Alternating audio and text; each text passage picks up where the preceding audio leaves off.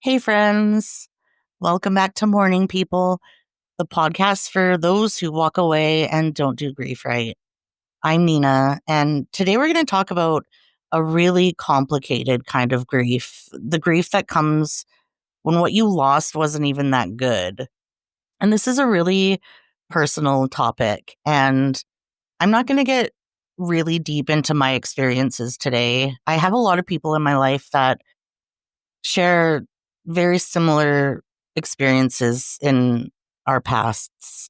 And I feel like it would be more productive if I included their voices in those conversations. I have this idea in my head that when I sit down with friends in my life, because I know the kinds of conversations we have that we're gonna get into the deep, hurtful shit. And there are so many people that I share these experiences with that have a lot to say and have really important things to say. One of my really good friends, Devon, they are amazing. And the conversations we have are, I feel like it's a disservice to not share those conversations with you guys because we just talk for hours about everything and they're wonderful. And I'm really excited to get together with them and have a good talk. I'm probably going to have them on quite a bit because like I said, it's not fair to all of you to not hear the conversations we have. And I feel that way about a lot of people in my life. So anyways, I'm getting off track now. Those conversations I really want to experience with the people in my life that can bring a lot to the conversation. So I'm going to keep it kind of on track today. As you know, I always have something to say, but let's get into it. So, the kind of grief I'm talking about is grieving a relationship where you were never truly seen, or a parent who was more absent than present, a job that burned you out. And I know that with being in childcare for so long, and with my health stuff, which I know I talk a lot about, but whatever, it's a process, friends. But deciding to leave my field was really hard. And I was talking to a friend of mine about it. I worked with her at one of my last daycares, and I was telling her that I feel like I'm giving up on children because the work that I did in the ECE field was I took the responsibility of growing these children up very seriously. And I really had the weight of like the gravity of the situation on my shoulders. And I put 1,000% of myself into these kids and into focusing on their individual needs and how they learn and the whole child, if you will, which is kind of an ECE term, but I really had a hard time accepting that it was time to move on because I just couldn't do it anymore.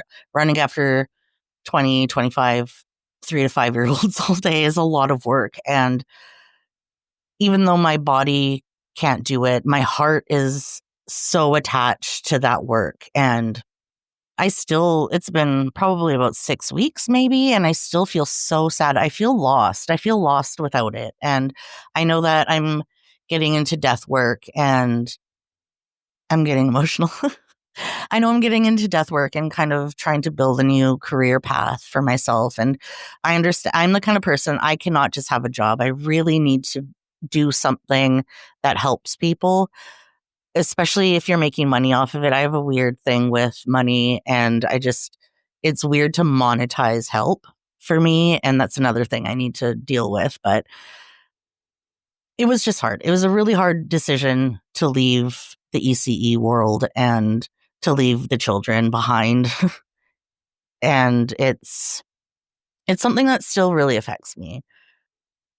But I also know that it's okay. And I know that I had to do what was right for me and right for my future. And although death work takes a lot of you emotionally, I feel like my emotional self is much stronger than my physical self right now. So it was just the right choice to make. But again, an example of how leaving a job that, although is so good for your heart, is not good for your body. Like, that grief is rough.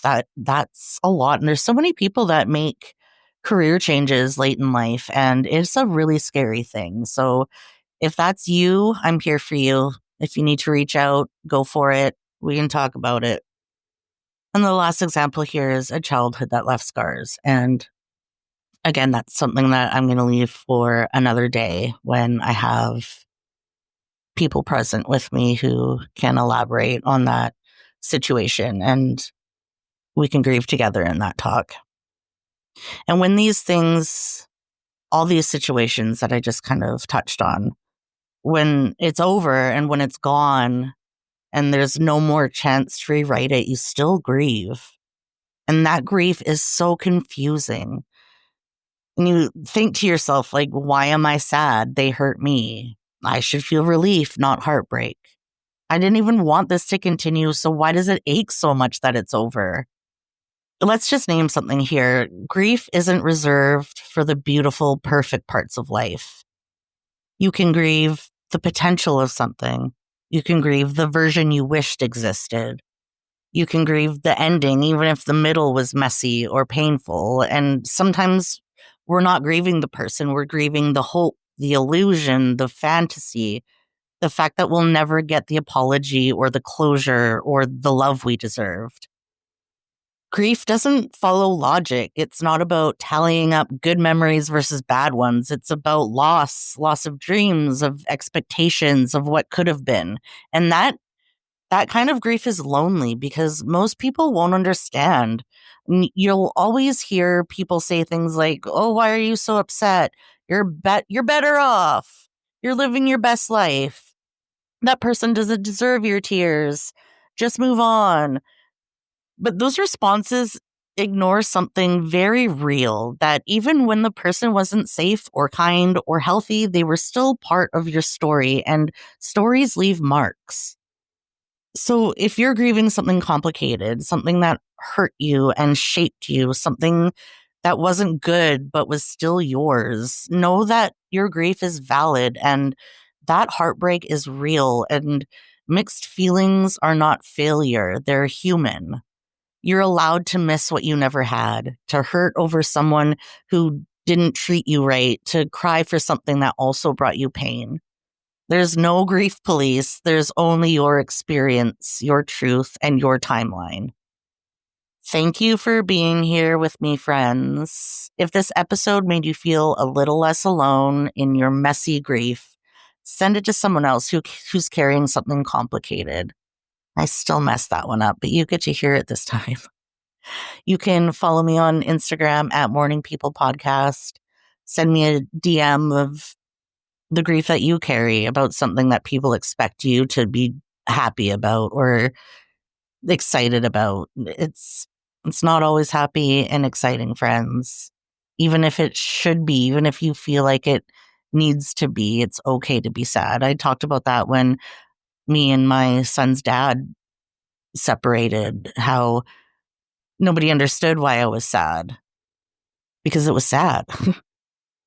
Until next time, my friends, grieve gently, be kind to yourself, be kind to others, be kind to the parts that no one else understands. You're not alone. You're a mourning person. Bye.